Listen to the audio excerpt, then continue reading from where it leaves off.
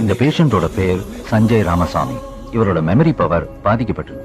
இவரால 15 நிமிஷத்துக்கு மேல எதையுமே ஞாபகம் வச்சுக்க முடியாது. நீட்டை கொண்டு வரப்படுவதே பாராளுமன்றத்தில் அதிகப்படியான பெரும்பான்மை இருப்பதனால் யோசிச்சு பாருங்கள். நமக்கு 100 MP இருந்தா நீட் கொண்டு வரப்பட முடியுமா? ஜிஎஸ்டி கொண்டு வர முடியுமா? கொண்டு வர முடியாது. இல்லை 50% அதிகமான எண்ணிக்கை கொடுத்தாலோ அது நமக்கு தேவையில்லை. தமிழ்நாட்டிலிருந்து மக்கள் கிட்ட இது வரைக்கும் எந்த விதமான குரல் உருவாகவில்லை. அதிகமான பாராளுமன்ற உறுப்பினர்கள் வேண்டும். இது வரைக்கும் மக்கள் எந்த இடத்திலும் போராட்டமோ இல்ல தேவை ஏற்பட்டது கிடையாது. இந்த நோயோட பேர் ஷார்ட் டேர்ம் மெமரி லாஸ். மூளை ஞாபக சக்தியை இழந்துடுச்சு.